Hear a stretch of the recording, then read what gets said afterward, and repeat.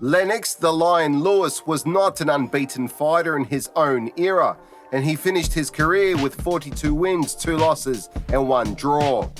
He wasn't unbeaten, but he did beat every fighter that stood in front of him, and as it stands, to date, and depending when you're watching this video, he is the last undisputed heavyweight champion of the world. I just come to conquer, that's all, just come to conquer. Any guy that steps in front of me get knocked out straight away, you know what I mean? So how would he have fared against heavyweights of any era? Lennox was an imposing figure. Standing at 6'5", even by today's standards, he was considered a big guy. Going back to the classic era of boxing, he would have been a standout among the rest, with the exception of, for example, guys like Jess Willard, Primo Cardeneta, or Buddy Bear, to name but a few. Lewis would have stood over the likes of Joe Louis, Rocky Marciano, Ezra Charles, Max Baer, Jack Dempsey, and many others from, say, around 1900 up to the late 1950s. We're covering a wide span of time, so for brevity, we'll refer to it as the classic era. The fighters got bigger and taller over the years, and in the modern era of boxing, it's not unusual to get guys at 6'5", 6'6" and above. Lennox faced these guys and walked away with victories over Vitaly Klitschko, Michael Grant, and Henry Akinwande, for example.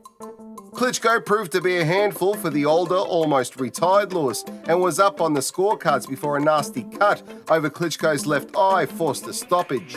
The fight against Klitschko would be Lewis's last.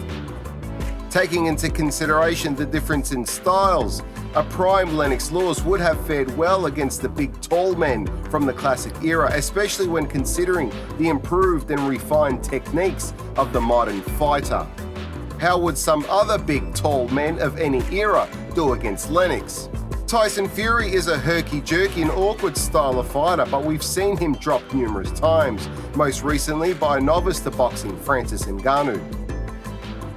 Tyson can tie you up, but Lennox wouldn't just allow you to get away with that. Given Lewis's size, bulk, physicality, skill and technique, I don't think Tyson Fury would see the final bell. Lewis would eventually catch him with something, and Lewis knew how to close out a fight when he smelled blood. Vladimir Klitschko would have been an interesting matchup, as both could work behind a powerful jab and from distance.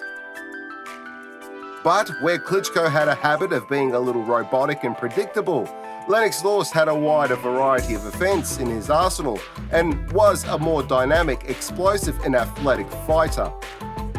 Anthony Joshua is another big man in any era, but much like Tyson Fury, I don't expect that it would take much to put Joshua down, and we saw this against Andy Ruiz and Vladimir Klitschko. Two fighters that I think are slower and less explosive than Lennox Lewis, and if they can catch you and put you down, well, enough said. Furthermore, Anthony Joshua's self-belief has always been a bit suspect, and psychologically, Lennox Lewis was as unbreakable as they come. In terms of other big, tall men, we can rattle off some more names if you'd like, from Deontay Wilder, Ernie Terrell, and for kicks, Nikolai Valuev, but none of these fighters, talent and technique-wise, are on or were on the same page as a prime Lewis. Let's talk about the smaller guys, so to speak. The classic era heavyweight scene was dominated by lean, athletic, gritty, and tough, durable men. Jack Dempsey, Jack Sharkey, Gene Tunney, Jack Johnson, Joe Louis, Max Schmeling, and Max Baer, just to name a few, and obviously there are plenty of more names to add to the list. But all these guys would have struggled with Lewis's physicality and power. The more durable, hard-hitting, explosive and aggressive styles of fighters like Dempsey, Floyd Patterson, Joe Louis or a Rocky Marciano, and later guys like Sonny Liston or Joe Frazier, were styles that Lennox handled when he stepped in the ring with the likes of a past his prime Mike Tyson, David Tua, Ray Mercer or Tommy Morrison. What about the late and great Muhammad Ali, one of the bravest and talented boxers, considered by many to be the greatest of all time? Muhammad Ali was tricky to time and had an unorthodox style of his own.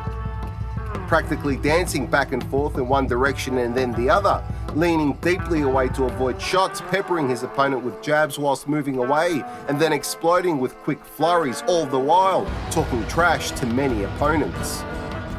Lennox Lewis, on the other hand, was not as agile, nor did he have the same spring in his feet as Ali, but for a big guy, Lennox could definitely move, and fast. He also possessed ring generalship and would impose himself on his opponents.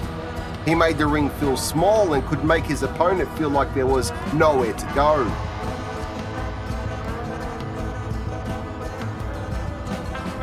Lennox Lewis employed a multitask jab that lingered out half extended.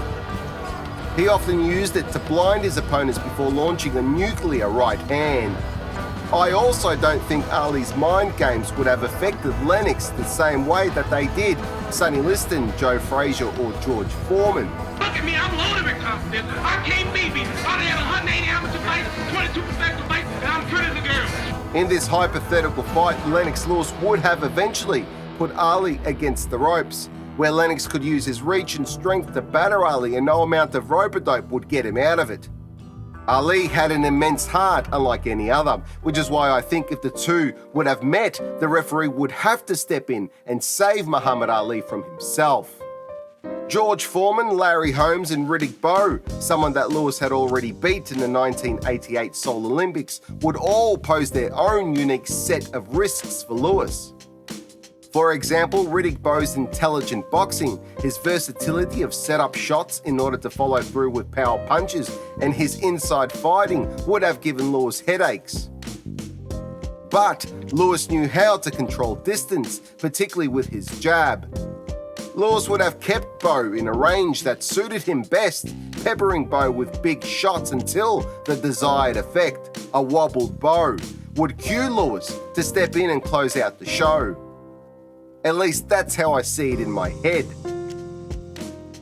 The fact remains, Lewis did lose to Oliver McCall and Hasim Rahman, so realistically, any heavyweight from any era in their prime and under the right circumstances could have their day against the prime Lennox Lewis.